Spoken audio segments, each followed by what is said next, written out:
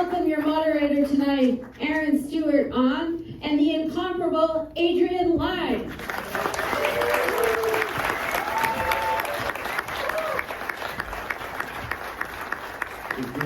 It's so great to have Adrian with us this evening. Too kind. I'm going to be really kind, and if you're British, if I lay it on too thick with the compliments, let me know. I'll tone it down. But first, I just want to start with, if you saw the movie Mandy at IFC theaters, you changed me and the director's life.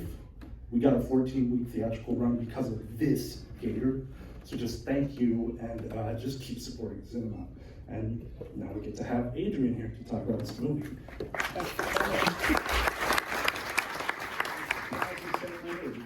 Very flattered to see you. And so Adrian came in a little late, you didn't get to see. How many of you are seeing the movie for the first time tonight? That's quite a lot, yeah. In this era, I think something that we're all trying to do as filmmakers is make something that lasts, has an impact that holds on to memory, because so many things are strangely forgettable, or they just enter the cultural ether and vanish. And somehow, this movie has hung on for you. What are your thoughts about that? Well, when it came, can you hear me? When it came out for the first time, the critics weren't very kind to it. They said that it was gobbledygook and stuff like that.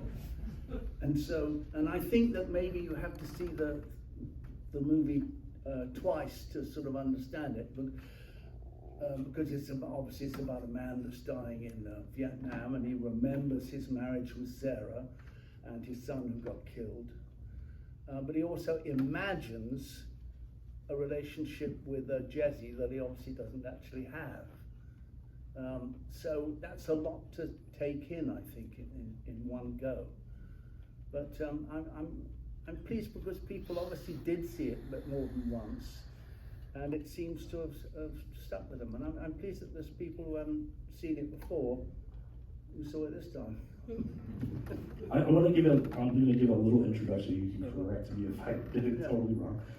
You were born in North London, is that right? I was born in Peterborough, which is a sort of a forgettable place. Yeah, and then studied in Highgate area, North London, and you went to the cinema a lot. And, yes, I did. Yeah. And that was the era of like the French New Wave, like that was the stuff you were really into. Yeah, I did like that enormously. I liked it. And so, how did you make the leap then?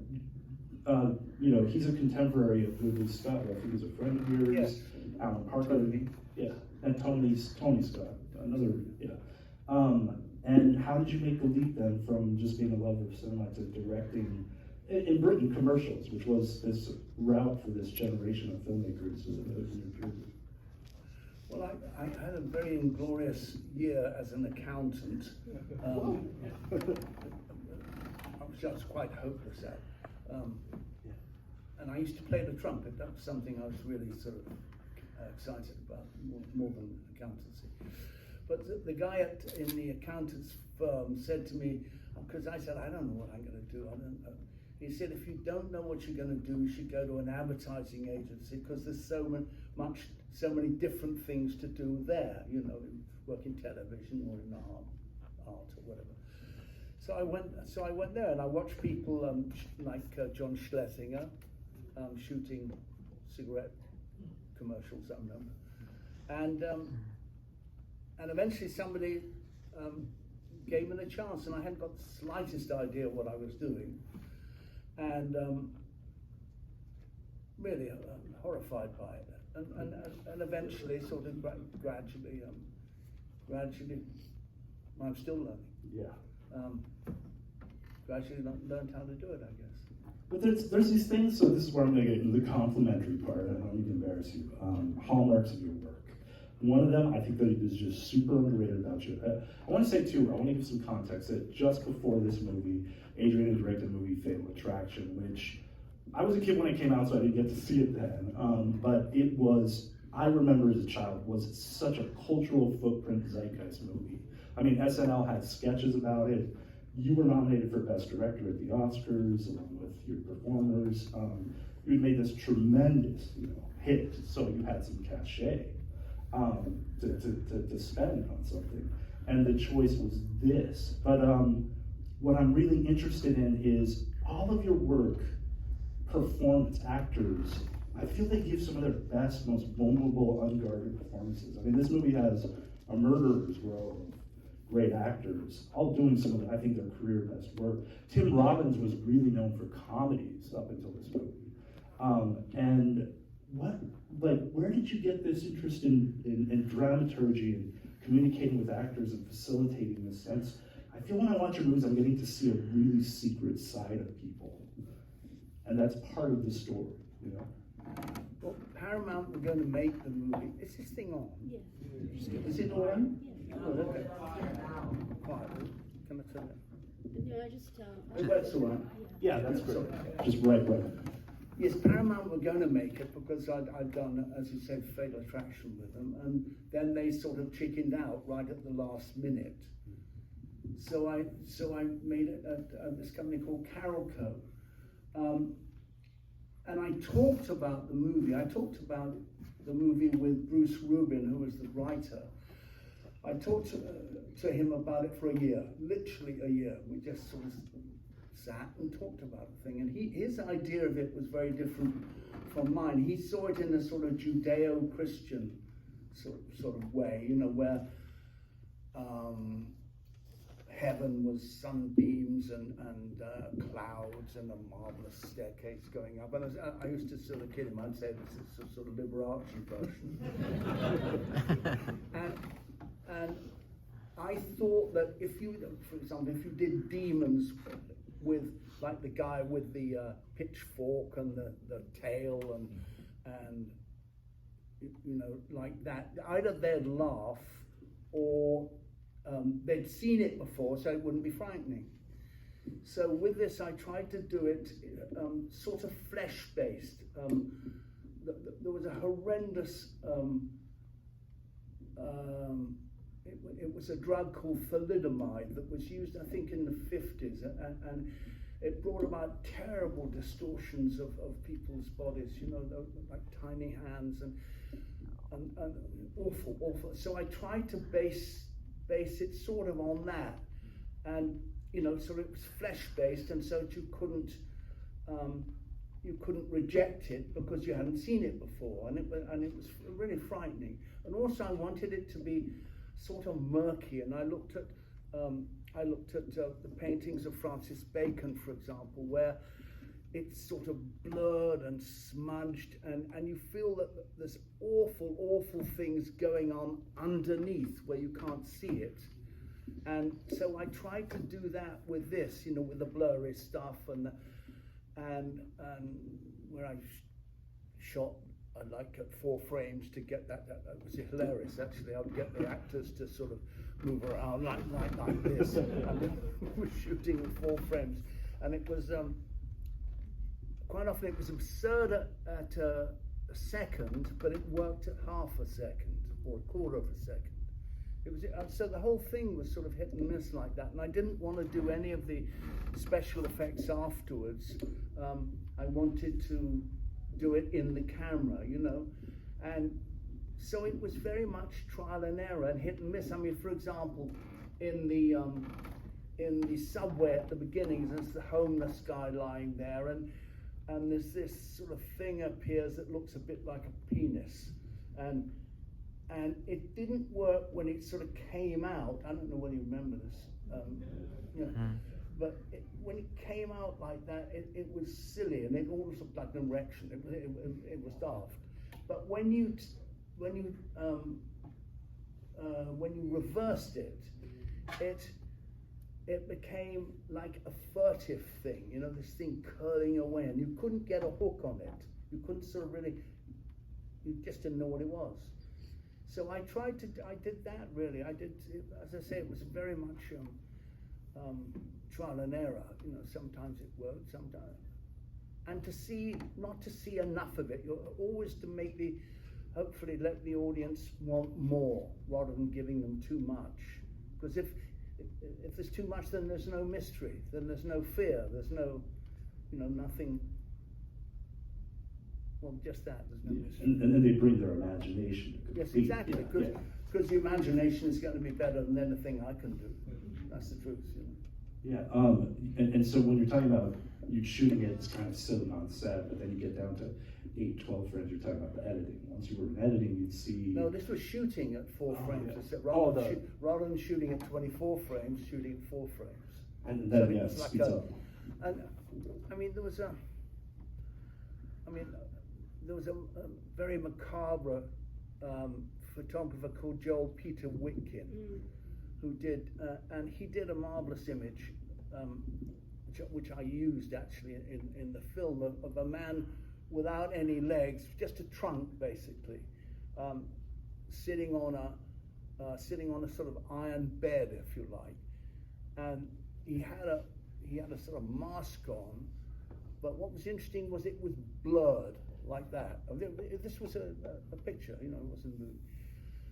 And I thought it was so interesting because you couldn't see it because it was obviously underneath the mask, but it was just this feeling of this poor guy just tortured, you know. And so I tried to do that with that shaky thing and others. Well, the script had a reputation before you were attached to it. It was like one of the great unproduced scripts, right? Yes. When you first read it, I find that this is such a conceptually strong idea that you went away from the medieval iconography demons to Francis Bacon and this photographer. Was that like, when you first read it, did that occur to you, or during that year of development? Well, it was, as I say, it was to try and make it be flesh-based. I mean, another example would be that, you know, when he goes to the hospital and the nurse is telling him that the doctor's not there, and she doesn't know what he's talking about, doesn't have his records, and then she bends down and her hat falls off, and it says in the script that she has horns. Now I find if she'd had horns like a bison or something like that, it would have been hilarious, you know. And so I thought this sort of idea of having these sort of bony sort of protrusions that you really couldn't get a fix on made it genuinely frightening. I mean, made it awful. You know? I'm about to hand this over to the audience for questions, but just to follow up on that, hand in hand with that, conceptually, visually, I find all your work has this very grounded human like rhythm. Like there's always these little grace notes of human behavior in every scene that might be unusual. The nurse is an example. Like she's complaining about her lunch, and she drops the files. And you know, as a working screenwriter, I'm throwing my peers under the bus by saying I don't think some of these things can be written. So I'm curious about how you find them on the day as a director. You know. What I love are seeing bits and pieces in the street or wherever. Or I steal them from my wife. You know, from our relationship. I mean, endless stuff actually from us. But I saw something the other day. We were sitting in a cafe, and this woman walked by us with her son of about 9, I would say. And they're walking past us and up the street, and the kid had one of his pant legs rolled up to his knee. Only one, the other one was fine. And I thought, well, why was he like that? Was it bitten? Did he have a bite? Was it itchy? But suddenly what was fabulous was this was a real kid. This was a real kid, not one from Central Casting, you know what I'm saying?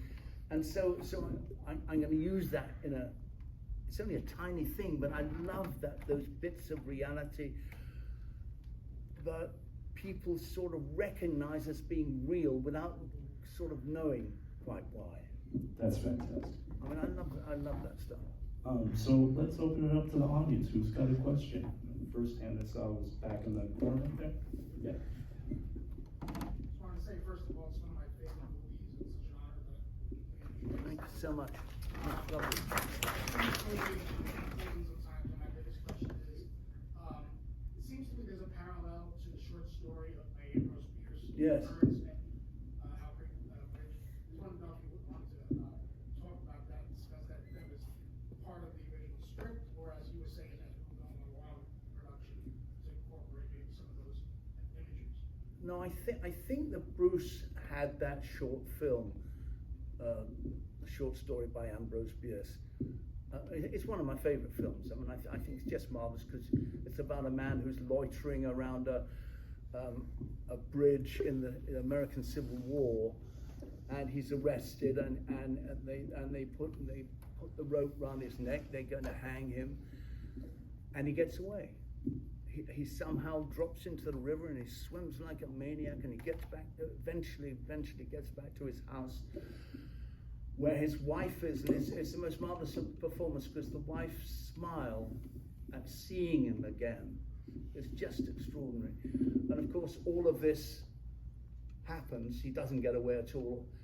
All of this happens while the rope is dropping, and just before he's killed. And so that's the same. It's the same premise in a way, I guess. But it was tough for people. I mean, in one go, we had other scenes that I thought were quite good that I cut out. One was a kind of antidote scene with the chemist, and stuff came through the ceiling. There was a monster. It was quite good, like an eye and stuff. I was quite proud of the scene. But the audience was so catatonic by the end and not understanding. I said, I think it'd probably be a good idea to leave it out. And there were two other scenes. There was one where his wife Jessie there's a transformation. Again, I'm quite proud of it. It was quite exciting. But I think by that time the audience, as I say, was catatonic. And it's funny, but the head of the studio is a nice man of Carrico called Mario Casar. We're all getting depressed because everybody's getting frustrated by the movie, and he said, "Oh, put it in." He said, "Nobody understands it anyway." Oh, what happened to executives like that? So I should have done. I want it said at the start, it had a note that you personally supervised the grain and the restoration. It's fantastic. The grain is not dead, it's alive. You didn't use any weird DNR and AI smoothing the faces. People look human. It is a fantastic It looked a restoration. bit dark, to be honest. Maybe sitting in the back, like in this projection room, but yeah, it matches my memories. It doesn't quite match what I saw when but it never does it? I mean, it's all. No, it was never. And was there any? Did you have any desire to go back and futz with the edit at this point, or you're like, you made your peace with those deleted scenes because they're really cool? No, you're really depressing me. Oh no! You can find them though. Do it all over again. I will say that it's coming out on disc. I pre-ordered the 4K Really? Blu-ray. Yeah, so the deleted scenes will be on there. I mean, it's great that it's hung around like it has. People still talk about it. I mean, that's marvelous, really. Yeah. For me, it's marvelous. That's the greatest you can hope for. We have more questions. You was next. Just wondering, did Ken Kesey provide inspiration for this? Say that again. Ken Sorry. Kesey. Ken Kesey. Ken Kesey, the psychedelic guru. I know that Bruce was very tied into that community. That wasn't anything for you. Yeah. No, I'm sort of more pragmatic than Bruce, really. Bruce was a sort of mystic. I mean, he was fascinating, really. I mean, he spent a lot of time in India, and he had a guru, and I've sort of been, as I say, a little bit nailed to the ground, I think. Yeah. But it was great, I think it was a great working with him, because we were. I have to admit, I found an interview with you from 1990, which you said the first time you met Bruce, he had a halo. Were you just pulling the reporter's leg? Or? No, it was amazing. I was going to sound, everybody will think I'm nuts, but that's not the sort of thing. I was talking to him, he was right down the other end of the room, and we were talking endlessly about demons and angels and the ramification of it with the movie. And he had this, it wasn't a halo, it was like a sort of almost like an electrical sort of thing moving around above his head. And I said to him, I was in Paris, I said to him, the strangest things going on over the top of your head. And he said, and there is with you.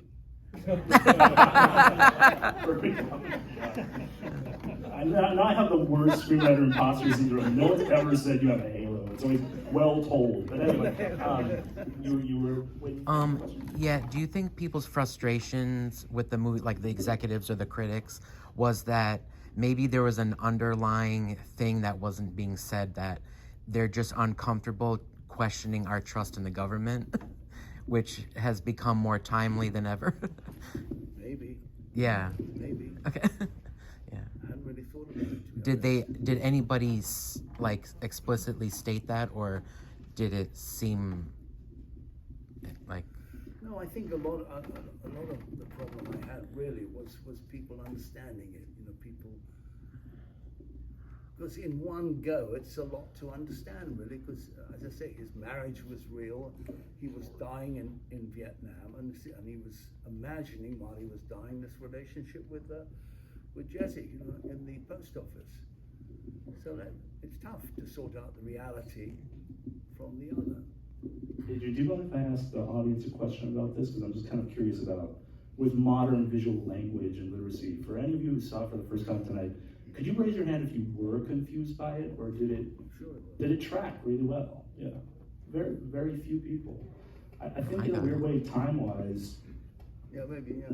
it caught up, you know, because People are more sophisticated. yeah, I see the influence of this movie in Seven. I'm even going to say, people get mad at me, but David Lynch, one thing I'm really curious about is like, You said Seven? yeah, the Seven's David Fincher. not. Yeah, but I think it's influenced by this. Absolutely. No, it's not David Lynch. It's Oh, Fincher. David I was also Fincher. going to say, there's a very interesting choice in this movie in the year you were developing the script, that Jacob has an alternate reality with a whole other life.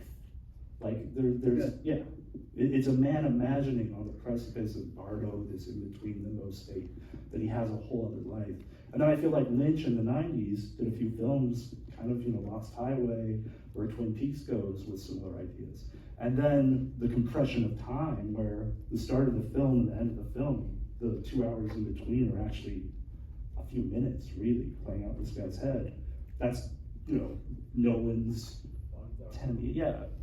Well, it probably took him longer to die, right? Yeah. I think 2 minutes. Yeah, It like took him on the few hours, Yeah. and they say he fought, Yes, to yes. survive. Yeah. But I'm saying, I feel like this movie's been very influential in ways that maybe haven't been recognized. And, yeah. Well, during the AIDS era, I did have a number of people who quoted Danny Aiello's speech, which I thought was very moving, this idea of when, you know, demons becoming angels when you're not hanging on to your life. And I had lots of interesting, because it was letters in those days, I guess, letters from people who were dying and who were helped by the movie, apparently.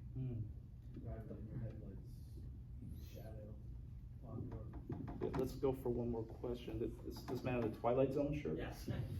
Would you agree that when this movie was first released in 1990, it did not get the recognition or the publicity that it deserves? Well, they called it, I think they advertised it, if I remember, as a horror movie, which may have been the wrong way to advertise it. I'm not sure.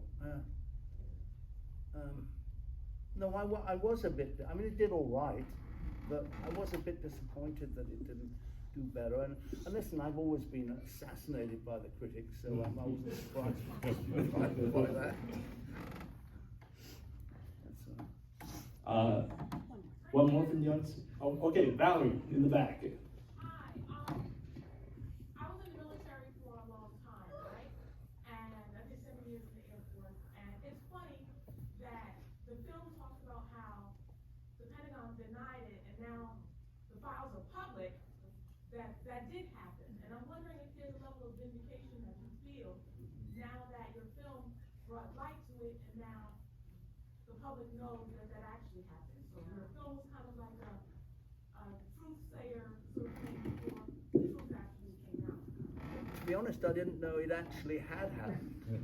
I mean, I mean, there was several articles by actually French journalists about this, saying that this happened, but I never knew that it was confirmed in any way. So it was like underground culture kind of. Pretty much, I think, yeah. That's all the time I have for honest questions. I'm gonna end it with, I just want to say, like I said, compliments. Something I love about this movie, it's so unique, and like you say, it's not a horror movie. It's uncategorizable because it's beyond genre. It's one of my favorite films because it's one of those rare movies that's just told in the language of cinema. You know, it takes you in many different places and in a very emotional journey. And I think that can be hard. I do want to just ask you at the end, your friend Ridley Scott, he makes me feel lazy. He directs 2 movies a year. Scary, yeah. Yeah, you did Dark Water a few years ago with African Anna de Armas. I'm always asking executives, what is Adrian Lyne up to? What are you up to these days? Are you still searching for something to do? Yeah, no, I want to do a movie called One Neck, which is nothing. It's like nothing I've done really. It's about a serial killer who goes to a party in the Hamptons, and it's a black comedy. I think more black than comedy, to be honest. But Nice. it's marvelously written, and if there's any financiers in the audience, But you've got a script, and I would love to see people die in the Hamptons. And this movie has a very underrated sense of humor, so I'd love to see you tackle that. Thank you for your time today. Everyone, please, for I'm also going to say, if you've never seen Unfaithful with Diane Lane and Olivia Martinez, watch Unfaithful. For all the discourse we're having about what happened to the erotic thriller, they're talking about his films. But thank you for coming tonight. thank you very much. Thank you very much.